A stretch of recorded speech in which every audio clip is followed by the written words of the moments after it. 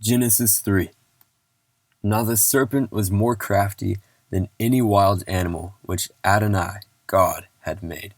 He said to the woman, "Did God really say you are not to eat from any tree in the garden?" The woman answered the serpent, "We may eat from the fruit of the trees of the garden. But about the fruit of the tree in the middle of the garden, God said, you are neither to eat from it nor touch it, or you will die."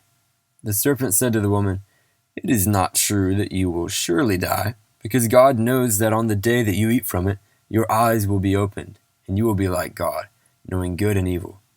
When the woman saw that the tree was good for food, that it had a pleasing appearance, and that the tree was desirable for making one wise, she took some of its fruit and ate. She also gave some to her husband, who was with her, and he ate. Then the eyes of both of them were opened, and they realized that they were naked. So they sewed fig leaves together to make themselves loincloths. They heard the voice of Adonai, God, walking in the garden at the time of the evening breeze. So the man and his wife hid themselves from the presence of Adonai, God, among the trees in the garden. Adonai, God, called to the man, "Where are you?" He answered, "I heard your voice in the garden, and I was afraid, because I was naked, so I hid myself." He said, "Who told you that you were naked? Have you eaten from the tree from which I ordered you not to eat?" The man replied, "The woman you gave to be with me, she gave me fruit from the tree, and I ate." Adonai, God, said to the woman, "What is this you have done?" The woman answered, "The serpent tricked me, so I ate." Adonai, God, said to the serpent, "Because you have done this, you are cursed more than all livestock and wild animals. You will crawl on your belly and eat dust as long as you live. I will put animosity between you and the woman, and between your descendant and her descendant. He will bruise your head, and you will bruise his heel." To the woman he said, "I will greatly increase your pain in childbirth. You will bring forth children in pain.